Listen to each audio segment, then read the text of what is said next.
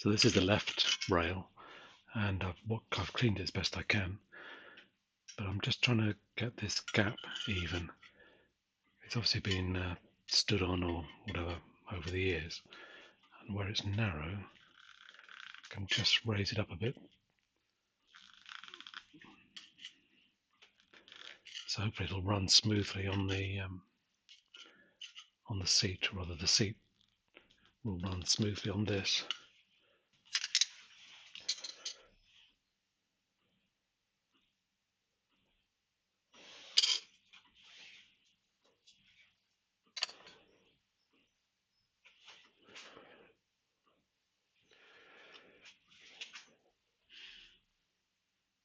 Right, so I've put some masking tape over here. I'm going to paint these black just with a metal paint,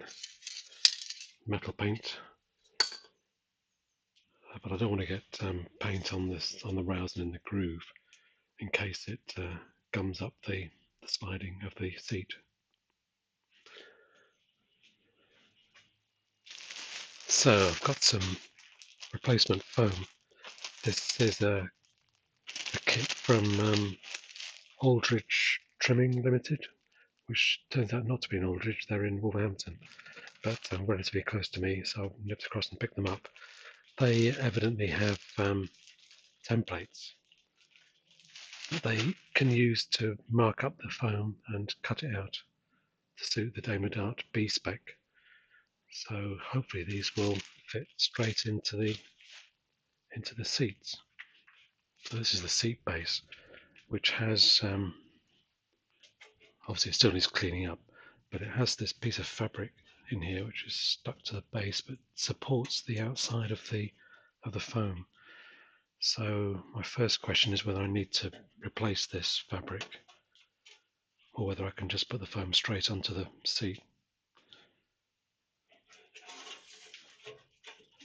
See the rails here, they're bolted on. I might take those off and paint them. It's the adjuster, which just locks into those square holes as you'd expect.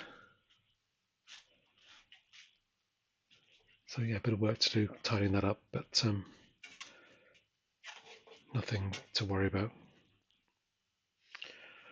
So there's the base foam, which is obviously angled to fit into the seat frame, and then the main block for the cover itself, and then finally these horseshoe bits which obviously give the seat its profile.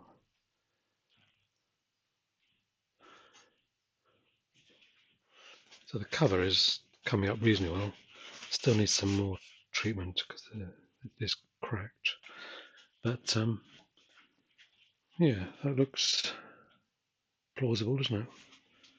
So I've used up the dregs of the leather cream that I had already.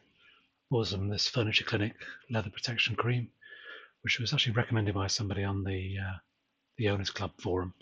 So I'm finishing off with a few coats of this.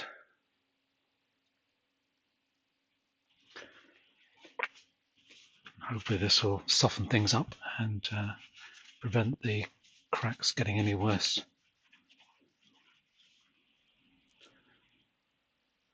I put a lick of paint on these. I masked off the part that rubs against the seat, save it from coming up. I've coated both sides otherwise with I think 4 coats of metal black. So I'll put these back on the car. Okay, so there's the rails back in with the stainless steel A2 stainless countersunk socket head screws. The 6 at the back, 3 on either side, are 1 inch long, and they go through to penny washers and stainless nuts on the back. But the front 2 are longer, they're 1.5 inches, it turns out, because of the complication of this reinforcement in the glass fibre that's just behind the chassis member. So the chassis member picks up on the body, or the body is screwed to the chassis here and here, and there's some plastic sort of reinforcement in the glass fibre, but that extends behind the chassis, and does interfere with these screws, so they need to be slightly longer to get through the thicker glass fibre. But that's okay. I put the strips back in, the sort of levelling strips that were there originally, so they're both in place as they originally were. And I think that's about it for now. They shouldn't rust away again, which is good. And in the unlikely event they need to be taken out again, they should come out fairly easily.